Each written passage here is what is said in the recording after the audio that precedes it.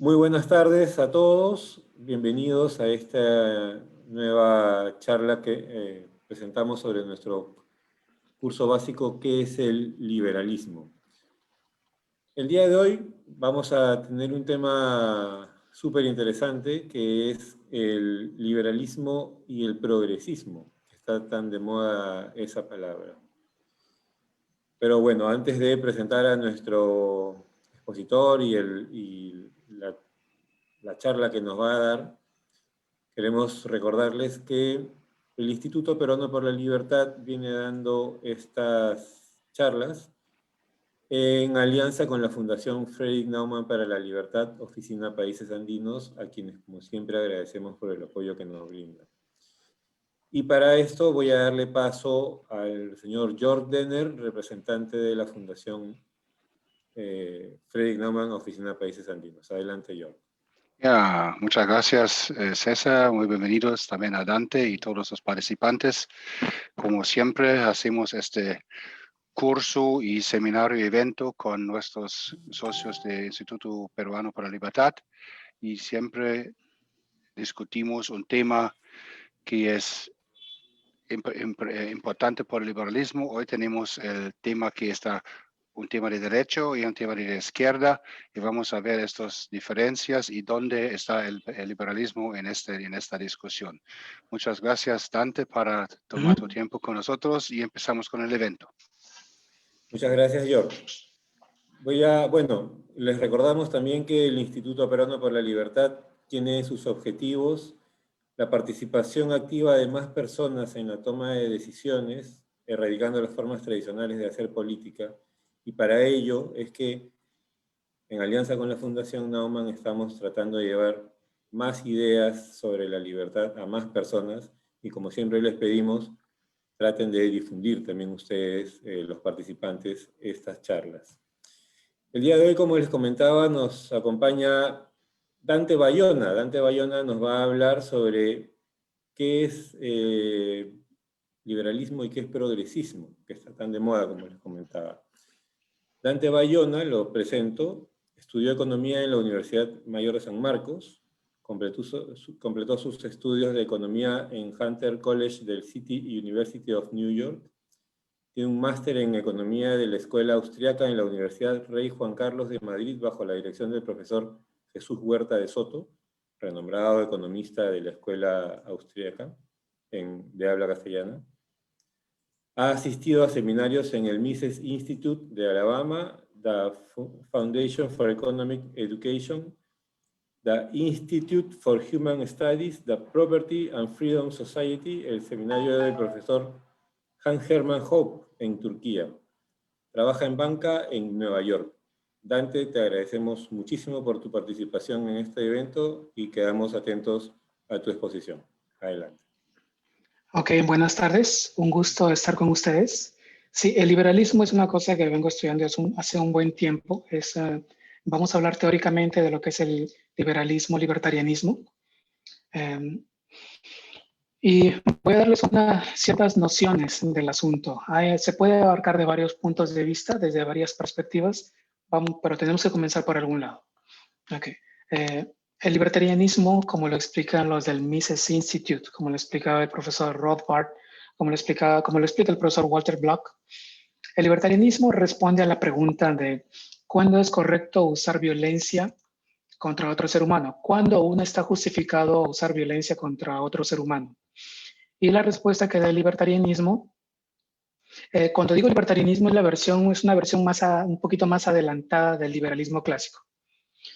El liberalismo dice, perdón, como el libertarianismo decía, uno solamente está justificado a usar violencia contra otro ser humano en caso de autodefensa o en caso de que tiene que defender la propiedad de uno. En otros casos, uno ya no está justificado a usar violencia. Esto, como vamos a hablar un poco de conservadurismo y un poco de progresismo, hay que ponerlo también un poco más en contexto. John Stuart Mill tenía una versión más o menos similar a la misma respuesta. Decía, John Stuart Mill preguntaba, ¿cuándo es correcto usar violencia? ¿Cuándo el Estado está justificado a usar violencia contra un individuo? Y decía cosas más o menos similares, solamente cuando este individuo está poniendo en riesgo a la sociedad, pero en riesgo real a la sociedad. Eso lo escribió en el libro de 1859 llamado Sobre Libertad. Ok, vamos a ver algunos ejemplos de cómo se aplicaría esta regla libertaria al mundo real. Por ejemplo, en el caso de las drogas. En el caso de las drogas, el libertario diría, ok, si este es mi cuerpo, si ese chico es dueño de su propio cuerpo, si esa chica es dueña de su propio cuerpo, entonces el resto no está justificado usar violencia si esta chica quiere usar drogas, por ejemplo. O también, estoy poniendo los casos más extremos, después le voy a explicar cuáles son los límites del libertarianismo. El caso de, por ejemplo, de la prostitución.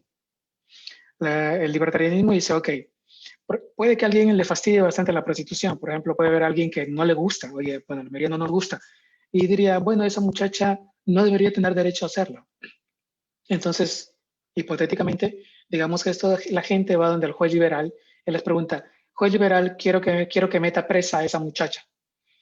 Entonces, el juez liberal, bajo esta perspectiva de que lo que manda es la propiedad, diría, ok, esta muchacha no está afectando tu propiedad privada. No está afectando tu cuerpo, no está afectando tu casa, entonces no le puedo hacer nada. ¿Ok? Ese es un ejemplo de libertad, de libertarianismo. Ahora, hay varios ejemplos sobre esto. Para el libertario, todas las transacciones tienen que ser completamente privadas, tienen que ser voluntarias. No solamente las relaciones comerciales, sino las relaciones sociales, las relaciones privadas. Por ejemplo, en las relaciones sociales, si un chico quiere estar con una chica, la chica tiene que aceptar voluntariamente estar con el chico o viceversa. Bueno, si el chico utiliza fuerza con la chica para que esté en una relación con ella, todo el mundo entiende que eso es incorrecto. Para las relaciones económicas, el libertario dice que tiene que ser lo mismo. El empresario privado tiene que estar en contacto privado y voluntario con el empleado, y cualquiera que quiera meter fuerza en esto es un error. La defensa también que tienen los libertarios es de la propiedad privada. Dicen, por ejemplo, si yo quiero dar dinero a una obra de caridad, tengo que hacerlo de forma privada. Si alguien me saca dinero a la fuerza, eso es violencia injustificada. Sacar dinero a la gente de forma violenta, es decir, me tienes que dar este impuesto de la solidaridad y si no me lo pagas, te meto preso, que es lo que dice el Estado. El libertario diría, ese es un robo contra propiedad que no se justifica. Ok. Ahora, el libertarianismo es parte de la ética. Se refiere a esta ética, es una parte de la ética social. No se refiere a la forma que tiene uno mismo o como dice la ética de florecer de uno mismo. No te dice cómo ser mejor persona, cómo florecer, no. Solo te dice cómo hay que comportarse en estas situaciones de relaciones sociales, donde hay escasez de recursos. Ahora, hay justificaciones más profundas de la propiedad privada, justificaciones que dan los filósofos como Rothbard, como Ayn Rand, justificaciones un poco más modernas como lo que da la justificación más avanzada, que es la de Hans Hermann Hoppe, según la veo yo, pero no es la ética completa. Y aquí hay que entender un poquito cuáles son los límites del libertarianismo. Por ejemplo, hemos dicho que, bueno, libertariamente hablando, uno tiene que ser libre de usar drogas porque lo quiere. Ok, digamos que eso es para comenzar está bien. Pero hay ciertas cosas, por ejemplo, imagina que tú tienes a tu hermano y sabes que tu hermano está pasando por algunos problemas psicológicos, ha tenido alguna pérdida, está pasando por algún dolor. Y sabes que tu vecino le gusta andar vendiendo drogas, marihuana, cocaína, heroína, lo que sea, y de eso vive. Hay gente que vive de cosas así, por ejemplo, también los traficantes de armas. Entonces, ok, uno desde una perspectiva libertaria, ¿qué diría? Diría, ok, mi hermano es un adulto y el otro también es un adulto, entonces como esta es una relación, como esta es una transacción voluntaria, está bien. Sí, pero no tanto. Uno no dejaría tan simplemente que el delincuente, que el narcotraficante le destruya la vida al hermano. O si uno tiene hijos, también haría lo mismo, que, ok, mi hijo es menor, digamos que tienes un hijo menor de 20 años que anda en problemas, que tú sabes que los hijos no son perfectos y que el muchacho se está metiendo en drogas y el otro se está dando la gran vida de ellos, a costa de ellos. Entonces una persona normal diría, ok, está bien que no te voy a castigar legalmente, no te voy a llamar a la policía, pero hay otras formas de castigarte, así como se castiga a los traficantes de armas.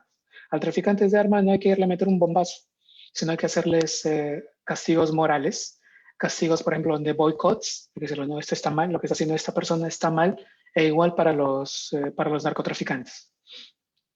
Hay una parte de la filosofía que le dicen ética de virtudes, eudaimonía. Y es una tradición muy antigua que viene desde la época de los griegos. Y también en el lado de los asiáticos, también viene con Confucio. También tienen tradiciones así. Esta ética completa dice que hay, digamos, 7 virtudes. Voy a usar la versión que da Deirdre McCloskey de las virtudes en un libro que se llama La ética para una era de economía burguesa. Ella está está justificando, está mezclando la ética de los griegos con la ética más desarrollada de cierta forma por los católicos, por la iglesia. Y resume las virtudes así. Por ejemplo, la prudencia. La virtud de la prudencia es la que está relacionada al libertarianismo. La virtud de la prudencia significa que uno se cuide a uno mismo, que uno sepa cómo cuidarse a uno mismo. Y eso lo necesita la gente. Uno tiene que saber cómo cuidarse a uno mismo. Pero el problema es si uno solamente se enfoca en esa virtud. McCloskey dice que, por ejemplo, en la película, no sé si se acuerdan de la película, bueno, originalmente de los años 80, Wall Street, la virtud que dice el hombre de la película es el egoísmo es bueno. ¿Ok? Y sí, de cierta forma es bueno, pero hay más. Ahora les voy a dar las otras virtudes para que vean. La virtud del coraje. La virtud del coraje significa ser valiente, saber enfrentar los problemas de la vida. Y justamente esta virtud de coraje es lo que le falta a la gente de izquierda, les falta bastante, son bien lloroncitos, por así decirlo. Hay otra virtud que se llama la temperanza, la virtud de la temperanza, que significa que hay que tener autocontrol sobre uno mismo. La virtud que sigue la virtud de la justicia se refiere a cómo tratar a aquellos que no son nuestros amigos, cómo tratar al resto de gente. También está la virtud de la esperanza. Y por si acaso, no estamos hablando de virtudes religiosas. Esas tienen tienen una versión de virtud atea. ¿Okay? O virtud secular, como le dicen. La esperanza significa tener optimismo, ser empresario, tener un lugar a donde ir, ver un futuro hacia dónde ir. También la otra virtud, la virtud que los religiosos le dicen la virtud de la fe, significa tener una identidad. Significa soy hombre, soy peruano, soy mexicano, soy latino, soy ruso, soy americano, cosas así. Saber qué uno es. Saber lo que uno es en la vida, lo que hago. Soy economista, esto me gusta, así soy yo. Y también la 7ª virtud, que es la virtud del amor. Es la virtud de encontrar valor en las otras personas. Hay diferentes tipos de amor, cómo valorar a la gente. Lo que dice esta versión de las virtudes es que, por ejemplo, si uno tiene mucho exceso de las virtudes de fe, mucha virtud de fe y mucha virtud del coraje, por ejemplo, como tenían los griegos de ser combativos, los espartanos, y tener mucha fe de identidad, yo soy esto, soy americano o soy alemán. Si solamente la gente tiene esas dos virtudes, uno termina siendo como de extrema derecha, ¿no? Inmediatamente uno se da cuenta que eso es lo que les sobraba a los nazis. Y por el otro lado, si uno tiene solamente la virtud de la esperanza y la virtud de la justicia, uno termina siendo de izquierda. Por eso que la virtud de filosófica, ética de todas las virtudes completas de la eudaimonia, es que el ser humano, para ser un ser completo, para florecer, tiene que tener las 7 virtudes completas. Cualquier desbalance de las virtudes termina siendo una aberración. Si uno no tiene las virtudes bien balanceadas, uno termina siendo completamente de derecha extrema, nazi, o uno termina siendo un completo raro de derecha. A ambos extremos tienen cosas, como yo les digo, tienen bichos bien raros. A la extrema izquierda van a encontrar unos bichos bien raros y en el lado de la extrema derecha también tienen gente que tiene unas ideas bien raras. Estoy explicando esto porque ahora vamos a pasar a hablar un poquito de qué se refiere, a qué nos referimos cuando hablamos de conservadurismo y progresismo o igualitarismo. Estamos acostumbrados a escuchar, a hablar de la izquierda como izquierda marxista. Pero hay una izquierda más amplia. La izquierda existe antes de Marx. La izquierda, y estoy utilizando la versión que dan la gente de derecha, los sociólogos de derecha, por ejemplo, del grupo de Hoppe. Y Hoppe utiliza esta teoría para cuando habla de derecha, de conservadurismo. Estoy hablando, por ejemplo, de la versión del sociólogo de Gottfried, así se llama, Gottfried. Él dice que lo que caracteriza a la derecha es que consideran que los hombres no son iguales. ¿Okay? Y en eso también hay extremos. Hay un extremo que dice que los hombres no son absolutamente para nada iguales. Y la extrema izquierda va a decir que los hombres son absolutamente iguales. La extrema izquierda ya la conocemos todo. Bueno, ellos hablan de la versión de la justicia que daba Marx, por ejemplo, que dice a cada uno según su necesidad.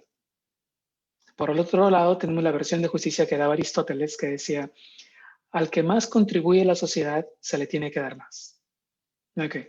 En el caso de la extrema derecha, por ejemplo, la situación es bien clara. Y ahora vamos a entender por qué, por ejemplo, ellos defienden o defendían a los reyes. Se ha puesto bastante de moda declararse conservador, pero me parece que hay que leer un poquito más sobre eso, porque lo que he notado es que hay bastante gente que no entiende bien la teoría del conservadurismo, o que creen que el conservadurismo es una cosa cuando no lo es. Por ejemplo, los padres del conservadurismo moderno, se conoce que es Burke en Inglaterra, y en Francia es de Mestre. En Estados Unidos es Russell Kirk. Un conservador más moderno es Strauss, Leo Strauss. Ahora todos los conservadores de Estados Unidos, bueno, una parte son neoconservadores, todos dicen que han sido influidos por este señor, por Leo Strauss. ¿Okay? Bueno, pero aclaremos un poquito más. Si los hombres no son iguales como plantean los conservadores más radicales, lo que está en el sentido político práctico significa que los hombres no son iguales. Si los hombres no son iguales, hay hombres que son superiores. Si los hombres no son iguales, obviamente hay hombres que son inferiores y hay hombres que son superiores. Y estos hombres que son superiores son los que tienen derecho a gobernar. ¿Ok? Por eso que los primeros conservadores eran antidemocráticos. Aquí también hay que tenerlo claro, ¿no? Porque para los libertarios se oponen a la democracia porque es una forma de robar propiedad. ¿Okay? Si le dan el voto a la gente de izquierda, a los de la izquierda le suben los impuestos para robar, para darle un poco de gente más. Y por eso el libertario generalmente dice, no, la democracia es mala porque puede servir como instrumento para robar. Pero los conservadores de extrema derecha no se oponen a la democracia, pero no se oponen por la misma razón. Se oponen al voto del pueblo porque consideran que no son capaces de votar, que no tienen cerebro para votar, que en votaciones no deberían decir nada. Por eso que es claramente, solamente por eso se entiende que los primeros conservadores, bueno, hasta ahora algunos, no creían en democracia y defienden a los reyes. Ahora, frente a eso, los libertarios, también hay ¿cómo les digo? En cada sociedad tiene una historia sociológica diferente. Por ejemplo, en el Perú, el libertarianismo, el liberalismo clásico surge como una oposición a la derecha, perdón, a la izquierda. Pero en Norteamérica nunca tuvo un movimiento, nunca tuvo un MRTA, nunca tuvo un Velasco Alvarado, nunca tuvo un Sendero Luminoso. Así que en Estados Unidos, como dice el expresidente del Mises Institute, está escrito en el libro, en la introducción del Manifiesto Libertario de Rothbard, él dice que en Norteamérica el libertarianismo nace como una reacción a la derecha. Perú nunca ha invadido ningún país. Perú siempre ha sido pobre y nunca ha andado robando a otros países. pero los imperios se han salido a robar. Inglaterra, España, Francia, Bélgica, Alemania, Italia, todos han andado por el mundo robando en la historia. Y Estados Unidos no es la excepción. Estados Unidos andaba en guerras con, bueno, la mitad de Estados Unidos ahora eran territorios de México, problemas con Alemania, no paran de tener guerra, de invadir países. Entonces, el profesor del expresidente del Mises Institute dice que en Estados Unidos apareció el libertarianismo como una reacción a la izquierda. Y quiero hacer notar esto porque ya les había conversado antes, al comienzo, que John Stuart Mill fue el primero que dijo que en qué situación el gobierno está autorizado a usar violencia, solamente cuando esta persona sobre la que van a utilizar violencia está poniendo en riesgo al resto. Pero este señor, John Stuart Mill, tiene una frase bien célebre, que es el que dijo: el conservadurismo es el partido de los idiotas. ¿Ya? Y en Inglaterra, en esa época, los conservadores, así como ocurrió en el caso de los austríacos, o sea, la palabra economistas austríacos aparece como un despectivo. Dicen, esos son economistas austríacos, que es lo que le decían los alemanes, que como dicen, son economistas de un pueblito chico que se llama Austria. En el caso de los conservadores, en Inglaterra, era la forma de insultar a la gente como Mill, como John Stuart Mill. Le decían, no, esos son liberales. Y también, bueno, más o menos como decían, son libertinos, como decir, son libertinos. Así que, ¿cómo les digo? No sé si estarán listos para escuchar esto, pero por ejemplo, todos hemos escuchado hablar de Thomas Jefferson, ¿ya? Y Thomas Jefferson era ateo y no quería reyes. No quería reyes. Estados Unidos nació como un proyecto que no quería reyes. No era conservador por ningún lado. Justamente en el libro del conservador Kirk se queja, se lamenta, bueno, también habla como que contradice, se va en contra de Mises. Se lamenta que Estados Unidos nunca fue una monarquía, nunca tuvieron títulos, no hay duques, no hay reyes, no hay marqueses, no hay nada de eso. Así que la gente, creo que escribió un libro bien interesante que se llama La actitud conservadora, porque conservadurismo les he dicho que tiene que ver con igualdad y la no igualdad absoluta, pero también tiene que ver con ciertas actitudes de la gente, son ciertas actitudes mentales. Bueno, regresando al tema. Les había dicho que la extrema izquierda busca la igualdad absoluta, la extrema derecha absoluta dice que los hombres no son iguales y el libertario dice que los hombres son iguales en algo. Tenemos el derecho, tenemos un cierto derecho, algo que todos podemos decir que tenemos absolutamente, es el derecho a la propiedad privada, derecho sobre nosotros mismos y derecho a la propiedad privada. Voy a enfatizar esto porque en el lado conservador, los clásicos, Burke, los clásicos de Mestre, Kirk, ahora este señor que murió el año pasado, Scruton, ellos, la forma en que lo ven es que el derecho, no hay derechos naturales. Ellos se quejan de que cierto tipo de libertarios y liberales piensan mucho, son muy filósofos o que llevan al extremo eso. Sí, de cierta forma lo han llevado al extremo. Para estos conservadores, el libertarianismo, de cierta forma, es como es una locura marxista. De verdad, no sé si les choca. Yo les estoy hablando más de esto porque en los últimos años he estado estudiando bastante lo que se llama conservadurismo. Estudiar a la izquierda, todos sabemos criticar a la izquierda, todos sabemos que esa economía no sirve, todos sabemos que implica robo, pero hay que enfatizar un poco más el estudio del otro asunto, porque ahora se están haciendo ciertas alianzas que suenan bien, pero que si uno no entiende la teoría, uno está tomando mal la situación. Entonces, para los libertarios, hay cierta igualdad que sí es necesaria. Que no solo que es necesaria, sino que existe, que no se puede negar, es que tenemos derechos sobre nosotros mismos y sobre nuestra propiedad privada. Ahora, el libertarianismo, como les había dicho antes, no es la ética completa, ¿ok?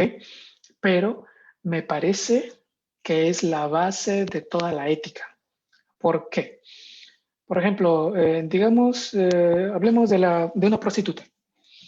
La prostituta, libertariamente hablando, o sea, el juez libertario va a decir, la prostituta es su cuerpo y puede hacer lo que se le dé la gana. ¿Ok? Pero a lo largo de toda la historia, todo el mundo ha sabido que uno nunca recibe lecciones de ética y moral de una prostituta. Porque a la prostituta lo que le está faltando, digamos, es, por ejemplo, la virtud del amor, le está faltando apreciarse, le está faltando, bueno, otro cierto tipo de valores. Pero el asunto es que para que esta mujer se haga una persona, florezca como persona, tiene que ser libre y tiene que decidirlo ella misma.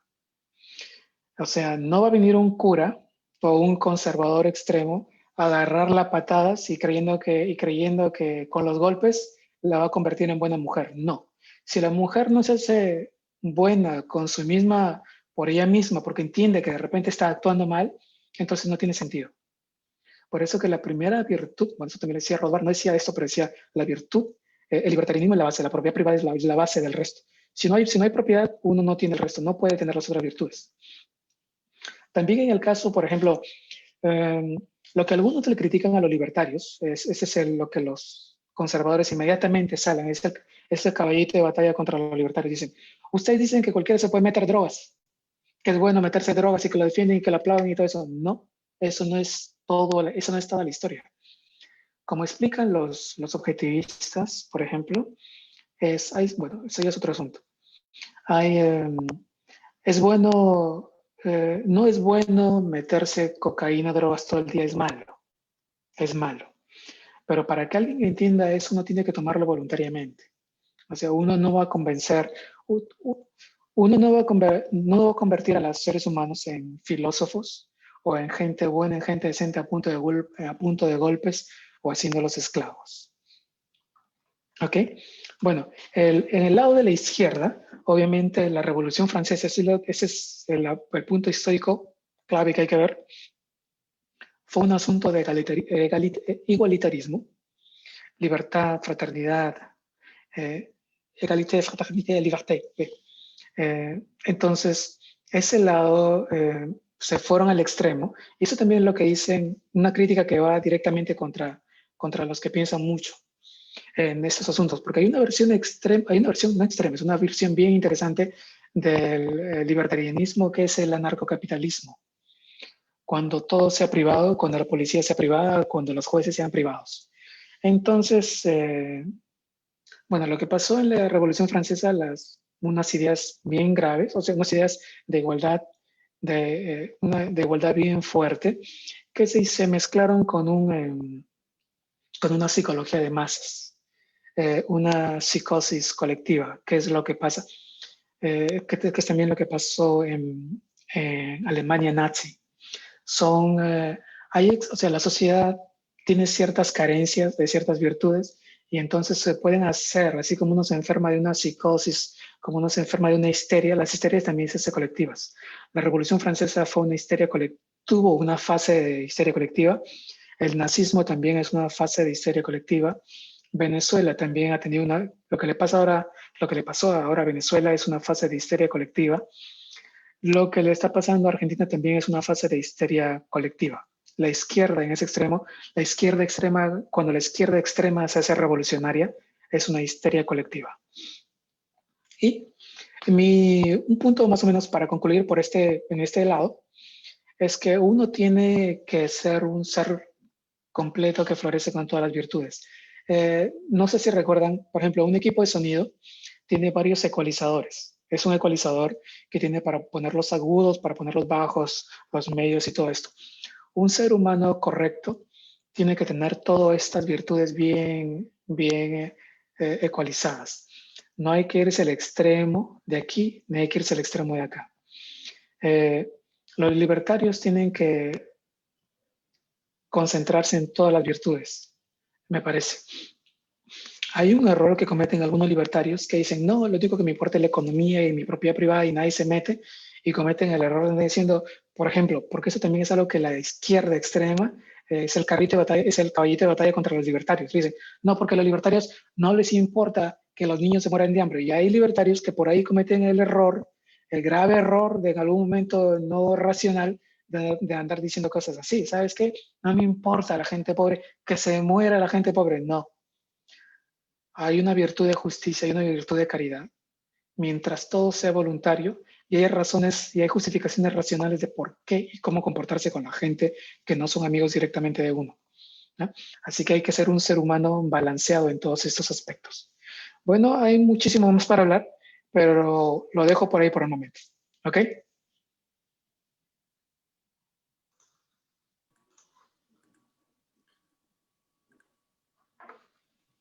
Muchas gracias, Dante. Muy interesante. Bueno, como siempre le pedimos a nuestros participantes que nos hagan llegar sus preguntas a través de la sección preguntas y respuestas. Tenemos de momento 2 preguntas. Raúl Alejandro Bardales nos dice: entiendo que dentro del libertarismo existen paleolibertarios, minarquistas o liberales clásicos, y que algunos, como los minarquistas, desean un Estado pequeño, mas no inexistente, como sí lo desean los anarcocapitalistas. ¿Cuál sería de estas visiones una ideología útil para la defensa de la democracia y progreso peruano? Muy buena pregunta. Sí, el nombre lo dice minarquistas. Bueno, los liberales clásicos también han buscado que el Estado tenga 2 funciones nada más. Que el Estado sirva para tener policía. Ahora, la versión del anarcocapitalismo lo que dicen es esto. Políticamente, ¿cómo definen al Estado? El Estado es un monopolio de policía y monopolio de jueces. Y como es un monopolio, no funciona y por eso los servicios son malos. Y no solamente es cualquier monopolio, sino que es el peor tipo de monopolio. Por ejemplo, un monopolio, digamos que en mi ciudad hay una empresa que hace pan y nadie más hace pan, nadie más produce pan. Entonces, digamos, si a mí no me gusta el pan que hacen, por ejemplo, en la época de Alan García, cuando el gobierno hacía el pan que salía todo quemado, uno dice, ok, no, ¿sabes qué? Gracias por tu pan, pero no voy a comprar tu pan. Yo voy a comprar un sustituto o por último me voy a hacer mi mismo pago, voy a preparar mi pan yo mismo. ¿Okay? Ese sería un caso de monopolio. Pero en el caso del Estado no es simplemente ese tipo de monopolio, sino que el monopolio dice, no, no, no, espérate un momentito, ¿cómo es eso de que ya no quieres mi pan? No es que tú no tienes opción de decirme que no quieres mi pan. Tú me vas a pagar por mi pan a pesar de lo malo que sea. O sea, es el peor tipo de monopolio. Y no solo eso, por ejemplo, ¿por qué la policía es tan mala? ¿Por qué no sirve para nada, por así decirlo? ¿Por qué el servicio de calidad es muy malo? Es porque es un monopolio. O sea, en Cuba nadie espera que la educación pública sea de calidad, porque es un monopolio. ¿Y por qué esperar que un monopolio de policía sí funcione? No funciona. Y ahí le voy a dar por qué. Voy a dar un ejemplo. Por ejemplo, imagínense que mañana yo voy a poner mi empresa policía privada. Entonces voy a decirle, por ejemplo, a César, César, ¿sabes qué? Voy a poner mi empresa de policía yo mismo y si tú me pagas $20 al mes, yo voy a cuidar tu casa. Yo voy a poner cámaras aquí, una cámara aquí, otra cámara acá, voy a poner rejas, voy a tener un par de policías ahí. Entonces, y no solo eso, mi compañía, además de ser policía, también es aseguradora. ¿Ok? Entonces, si alguien roba tu casa, yo te voy a pagar por lo que te han robado. ¿Ok? Y César dice, ok, excelente, toma los 20. Entonces voy a todos los de la cuadra, igual me pagan, y ahí estoy haciendo. Entonces yo tengo realmente un incentivo como empresario privado para cuidar tu propiedad. Porque si roban en tu casa, yo pierdo dinero. ¿Entiendes? Pero fíjense que ese incentivo no existe para nada en la policía pública. Si roban en tu casa, el general de la policía no pierde dinero. Tu alcalde no pierde dinero. Entonces, ¿qué incentivos crees que hay realmente para que hagan bien su trabajo? Solamente los únicos que pueden creer eso es que creen que son superhéroes o que son como Superman o lo que se ve en la película. Pero no, en la vida real no es así. Un policía que gana muy poco, ¿qué incentivos tiene de irse a meter a un barrio peligrosísimo a tratar de defender a la gente? No. Eso solo sería si hubiera un pago. Solo cuando hay pago eso funciona. Por eso que el servicio de monopolio público de policía no funciona. De igual forma el monopolio de los jueces. No sirven, dan veredictos muy malos. El sistema sería mucho más competitivo como ya era hace siglos atrás, por lo menos para los jueces de los mercaderes, hay una forma de decirlo. Entonces, los anarcocapitalistas, por el lado económico, dicen que a eso debería llegarse. Ahora, en este momento no es posible porque hay asuntos sociológicos que tienen que haber en una sociedad para que eso funcione. El asunto sociológico, por ejemplo, es que la gente tiene que respetar la propiedad privada. La gente tiene que saber que es un pecado robar. Cuando la gente no entiende eso, la sociedad está perdida, que es lo que está pasando en ciertos países. Si la gente no cree que robar es malo, no hay forma de arreglarlo.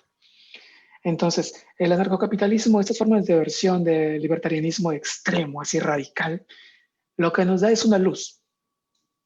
Nos dice hacia dónde hay que llegar y qué es lo que hay que buscar y hay que entender también por qué no funciona. En el caso peruano, hay virtudes que tienen que tener, hay costumbres que debe tener la gente. Siempre me acuerdo, por ejemplo, de ustedes se acuerdan del Amasuya, Amayuya y Amaqueya. ¿Ya? No sea ladrón, no sea mentiroso, no sea ocioso.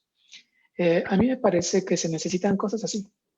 Así es la función más o menos que tienen los 10 mandamientos y que tienen, bueno, los judíos tenían como 100 mandamientos, más 200 mandamientos, pero hay que tener una versión clara así, que la gente entienda. Por ejemplo, en mi versión, poniéndolo con virtudes, resumiéndolo en 5 formas, yo diría que es algo así. Por ejemplo, no seas ladrón. Si te dicen, o sea, no seas ladrón, no seas ladrón, no seas llorón, haz algo con tu vida, júntate con gente que es como tú y protégete con ellos. Y una versión de, acuérdate que cuando tenías 20 años atrás no lo sabías todo, para que para que entiendas un poco más, para que sepas que no eres perfecto, sino que escuches un poquito más, ¿ya? Porque nadie nace perfecto. Lo primero que les digo es, por ejemplo, no seas ladrón. No seas ladrón es la propiedad privada, es la base del libertarianismo. Imagínense que todos los peruanos entendieran eso. Robar es malo. No solo no solo es la base de la ética libertaria y de las otras 7 virtudes, sino que eso también implica la virtud de la que hablaba Aristóteles. La virtud de, bueno, la justicia, cierto tipo de justicia que hablaba Aristóteles, que era al que más gana, el que más contribuye, es el que más tiene que ganar. Y esto desde el comienzo aleja la justicia de izquierda, la justicia marxista que dice a la gente hay que darle según su necesidad. La segunda virtud es la virtud del coraje. No seas llorón, es la virtud del coraje. No te andes lamentando por todas las desgracias de tu vida. Párate bien y haz frente a la vida. La vida no es fácil para nadie, porque la izquierda, por ejemplo, en Estados Unidos se nota bastante, son bien llorones. Todo el mundo se queja. Ah, no me quieren porque soy moreno. Ah, no me quieren porque soy mujer. Me desprecian porque soy gay. No es eso, ok. Nadie nace con una vida perfecta. Esto no es el paraíso. Uno tiene que pararse bien firme y seguir para adelante. Esa virtud. No sea ladrón, no sea llorón.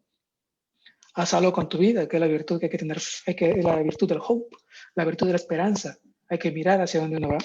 Y las otras 2 serían asuntos de cuestión social.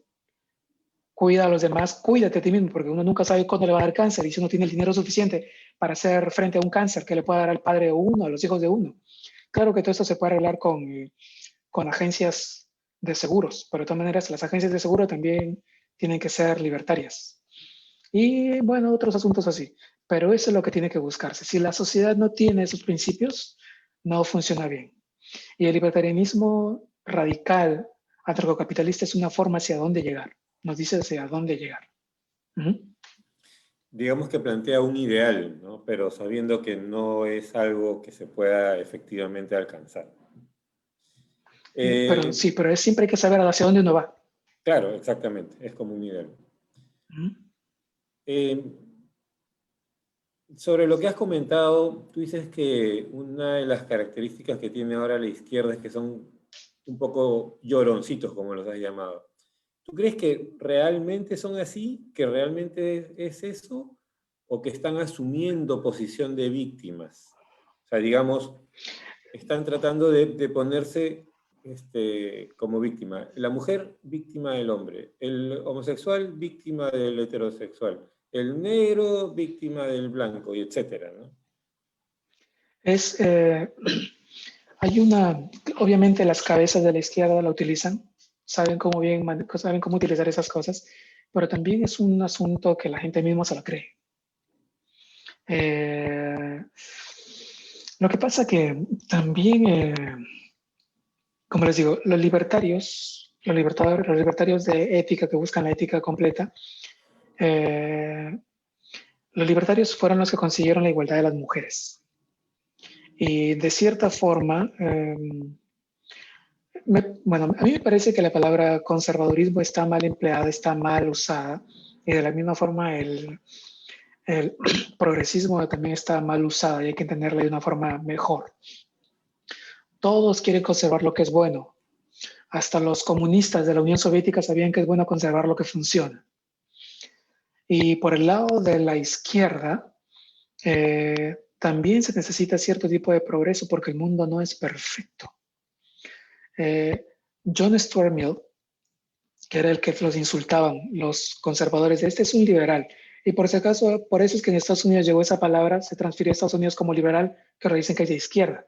Hay mucha gente que no entiende por qué en Estados Unidos al liberal, al demócrata se le dice liberal. Es por esos lados vienen. El legalitarismo como virtud de justicia también hay que buscarlo un poquito. Como les digo, me parece que es un error a veces de algunos liberales de Perú que conozco que le dejan a la izquierda este paquetito libre de hacerse del nosotros somos los que buscamos la igualdad de las mujeres. No. Es una parte, los liberales son los que buscaron esas igualdades, John Stuart Mill.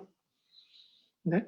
Y es un error alienar a todo el mundo por eso. No, sí hay que buscar de cierta forma. O sea, en Perú no lo podemos negar. Hace 200 siglos las mujeres no tenían derecho a propiedad privada.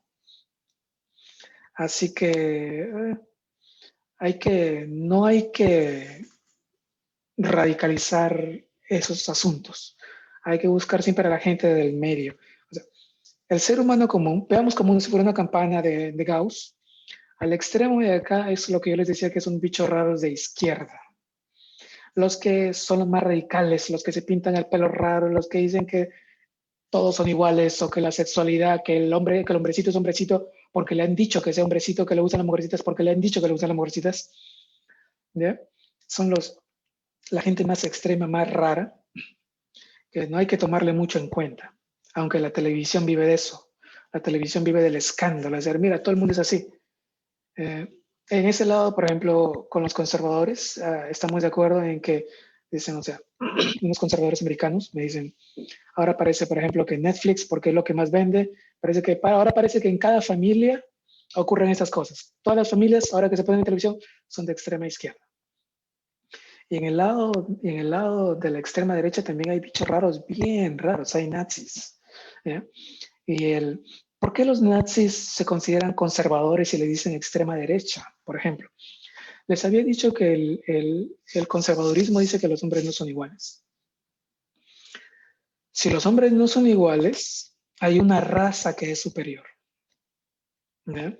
Entonces estos loquillos van a decir, mi raza es la superior, mi raza es superior a estos inferiores y por eso mi raza tiene que gobernar. Se acabó la historia. ¿ya? Por eso se entiende. Además, hay una cosa que tiene muy en común la izquierda radical con la derecha radical, con los nazis, que no son individualistas, son colectivistas, son tribalistas. Cuando lean los artículos de los conservadores clásicos, inmediatamente te van a decir que el hombre debe renunciar a su libertad. Eso es bien claro. Y la izquierda, obviamente, sí lo sabemos todo. La izquierda te dice, el hombre es malo, la libertad no es buena, o te hablan de otro tipo de libertad. ¿Ok? Muchas gracias. Tengo una pregunta más de Marco Antonio Calistro. Él nos dice si los peruanos estamos preparados para un país liberal desde el punto de vista sociológico, psicológico y político. Me parece que no es que seamos perfectos, pero tenemos varias ventajas respecto al resto.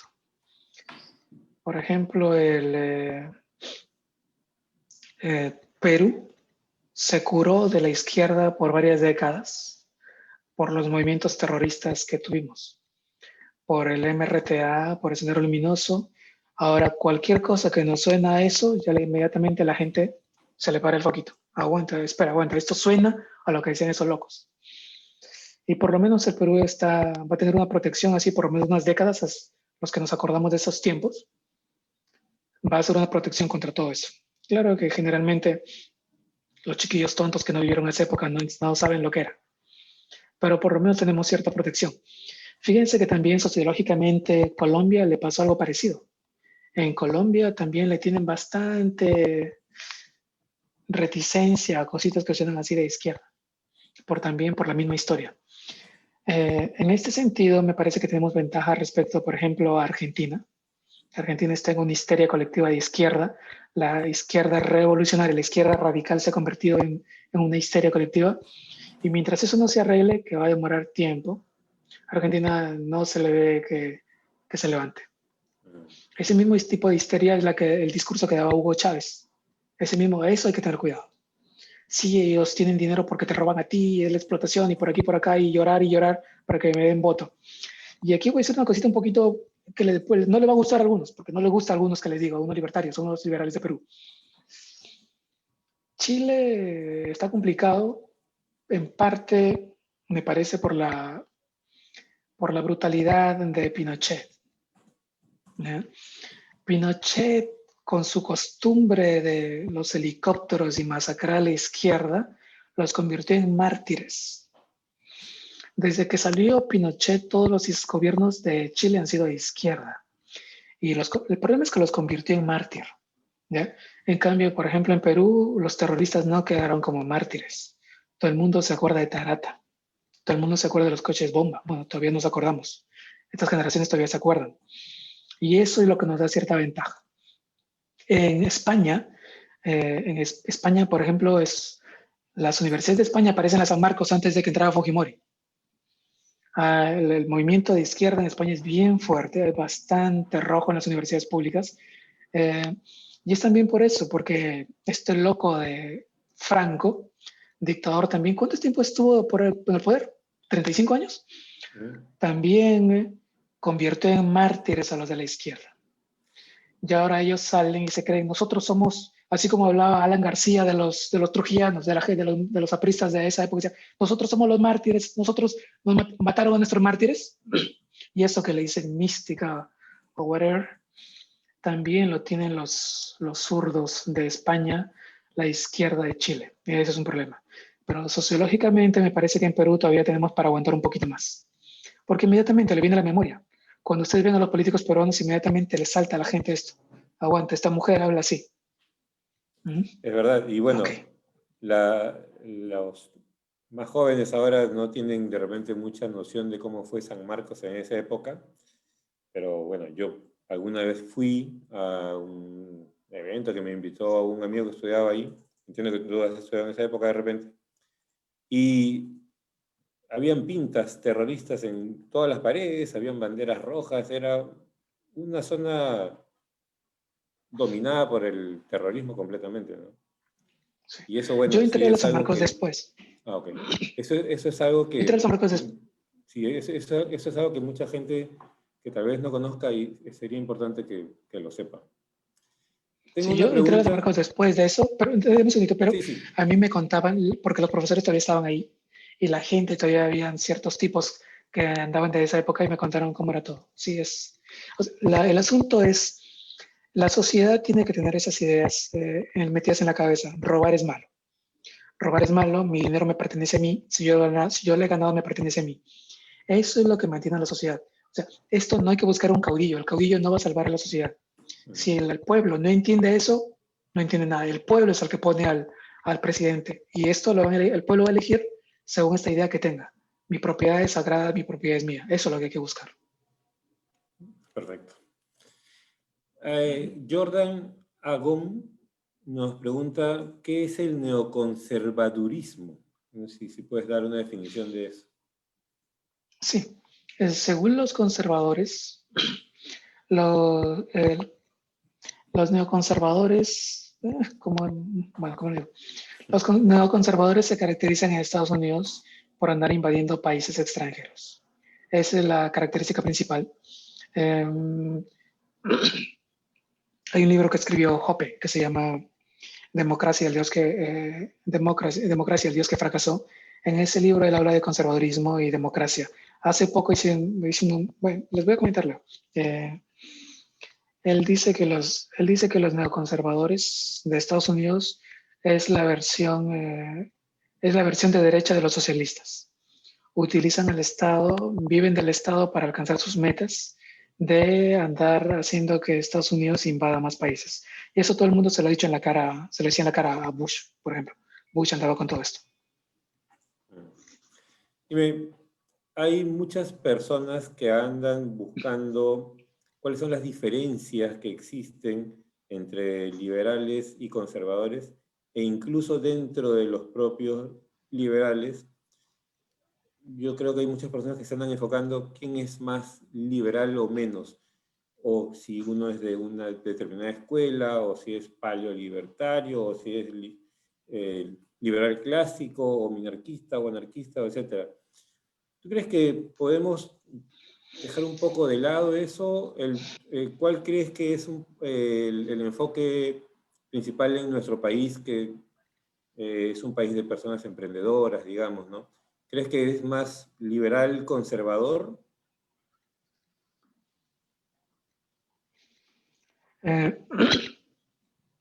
Lo que pasa que, como les digo, Estados Unidos no nació digamos, voy a comenzar por Estados Unidos, no nació como una sociedad conservadora.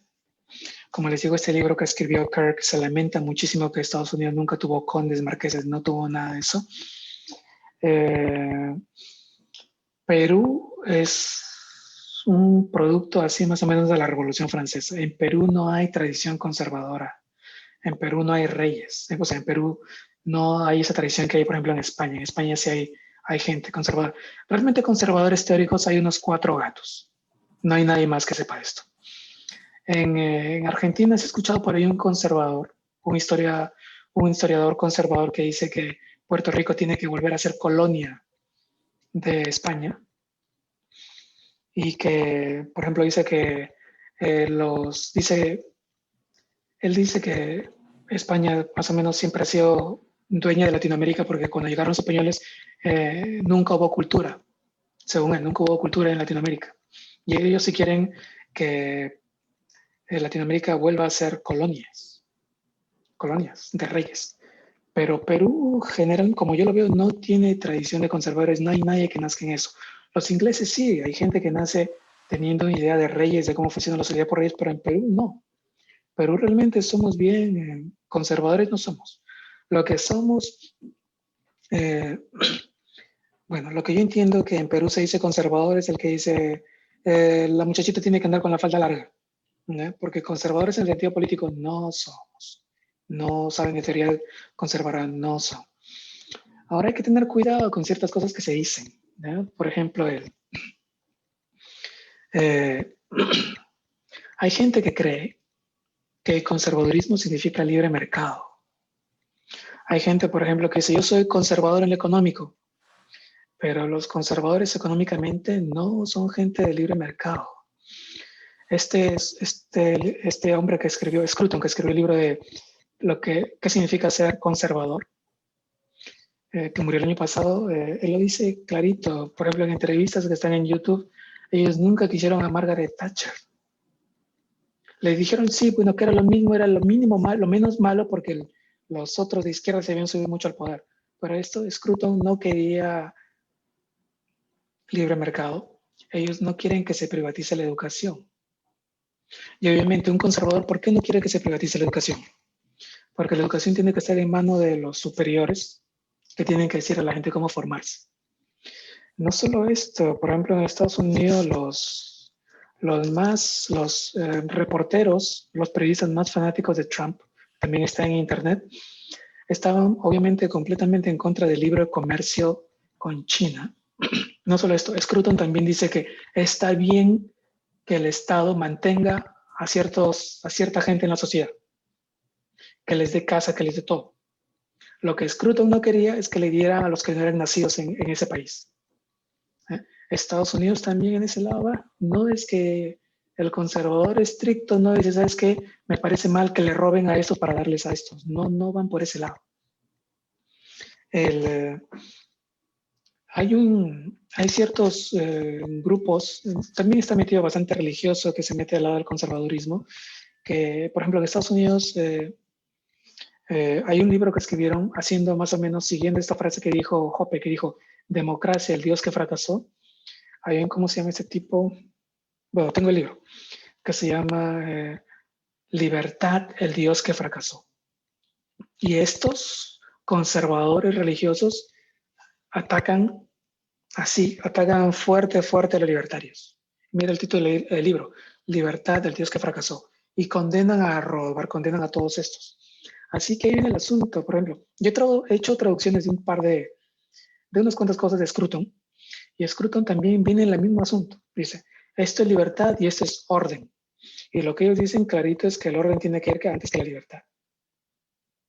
Hay algo más. Un lugar conservador en el mundo, por ejemplo, un lugar bien conservador son los países musulmanes. Ellos tienen reyes, las mujeres andan bien tapaditas, el gobierno tiene el control de la economía. El gobierno, bueno, pero si quieres controlar a la gente vas a tener que controlarle la internet para que no vean. Obviamente esos lugares conservadores matan gays, ¿no? Así que hay que tener cuidado con esas cositas. Hay que tener cuidado, hay que tener los ojos bien abiertos.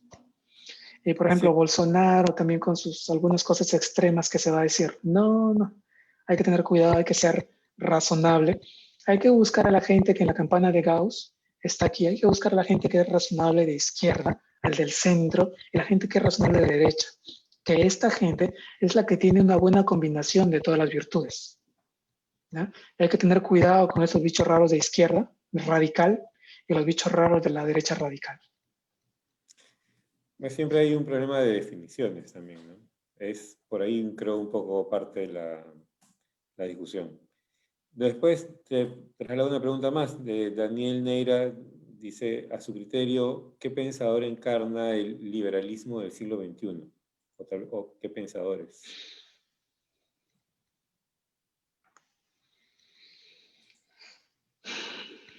Lo que pasa es que no tengo respuesta para eso, porque como han visto, o sea, no estoy explicando solamente lo que sea popular, lo que sea pop, cuál es el autor más leído y que que caracteriza más a la idea liberal, sino también hay que leer, bueno, estamos hablando un poquito del asunto más teórico. No, no tengo respuesta.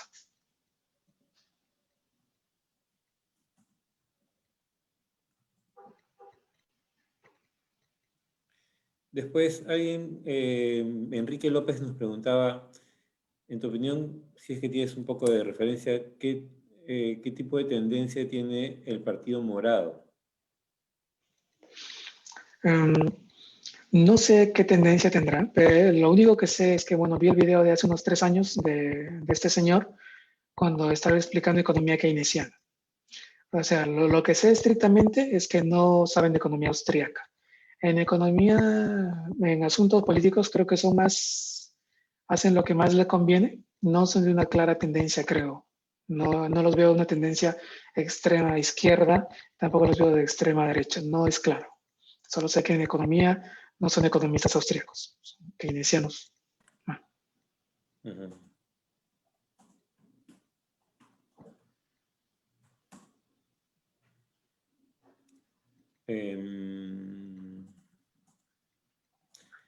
Fernando Mendoza pregunta, ¿qué libros o autores se deberían leer para poder entender mejor la crítica entre la postura libertaria y la derecha?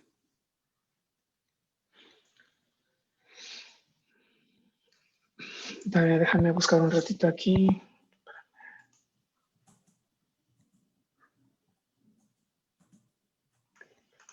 El libro que se llama Las virtudes burguesas, de Deirdre McCloskey. Tengo el libro, si alguien lo necesita, luego me avisan. Las virtudes burguesas. Ese libro y bueno, para entender un poco más el asunto, lo que yo he hecho en los últimos años es leer a los sociólogos, por ejemplo, Gottfried, el sociólogo de los libertarios radicales que son medio derechas, ellos explican teóricamente qué es esto. También lo que yo he hecho es, por ejemplo, leer a Scruton, qué es lo que está diciendo. Leer a Kirk, qué es lo que está diciendo. Y ellos mismos critican el libertarianismo. Y esto lo van a decir en tu cara. Nosotros no somos libertarios. Eso ha pasado también el año pasado, este año con las elecciones. Los conservadores en Estados Unidos han dicho claramente, no tenemos nada que ver con los libertarios. Hay que leerlos a ellos. También hay que leer, Burke, de Mestre. Porque libros sobre este asunto no hay. Libros no hay que te digan esto es esto, no. Algo que me gustaría a mí es que se conozca un poquito más de este tema, porque o sea, la crítica a la izquierda ya la sabemos todos, pero los enemigos de los libertarios no solamente están en la extrema izquierda, también están por el ladito de acá. Hay nazis, por ejemplo, hay nazis en el grupo, gente que he conocido en reuniones nazis, en reuniones de libertarios, que por ejemplo este tipo es Spencer, no sé si lo saben, Richard Spencer, es un nazi que cuando ganó Trump estuvieron en Washington DC haciendo sus marchas Hail Trump, hablando en alemán, hablando en ese tipo de lenguaje que utilizan los que dicen que hay superhombres y hombres inferiores. Y obviamente este tipo dice, por ejemplo, que Rothbard era un conservador. Por si uno revisa la ética de la libertad de Rothbard, la crítica que le hace al conservadurismo, uno tiene una versión diferente. Así que hay que estudiar más estos temas para no confundirse, porque lo que yo he notado, por así decirlo, es que hay ciertos infiltrados conservadores que se esconden detrás de los libertarios. En Estados Unidos lo he visto mucho. Porque obviamente el conservador radical, el conservador que sabe lo suyo, nunca va a lograr ningún voto en decir a la gente, ¿sabes qué? Nosotros somos superiores, así que solo nosotros debemos votar, tú eres inferior. Por eso siempre se andan escondiendo con el resto, andan metiendo candela por atrás, para decir, mira, esto aquí, esto acá, esto acá. Sí, más o menos, pero hay que tener más cuidado. Hay que ir, como le digo, hay que buscar a la gente buena del centro. Bueno, Dante, muchísimas gracias. Ya De nada. nos hemos excedido un poco el tiempo que tenemos.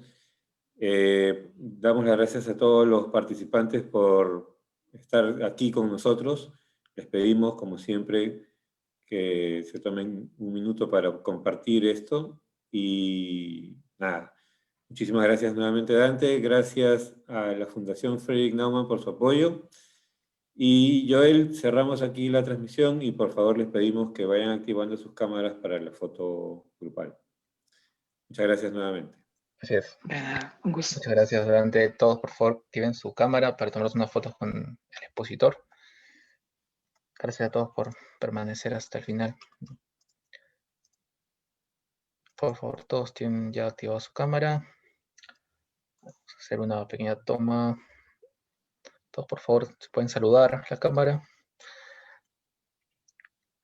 Ya vamos, una toma más.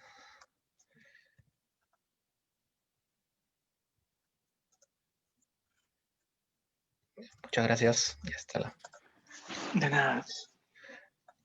Un gusto, Dante. Cuídate mucho y hasta Un gusto. una próxima oportunidad. Chau, chau. Muy bien, hablamos. Saludos. Chao.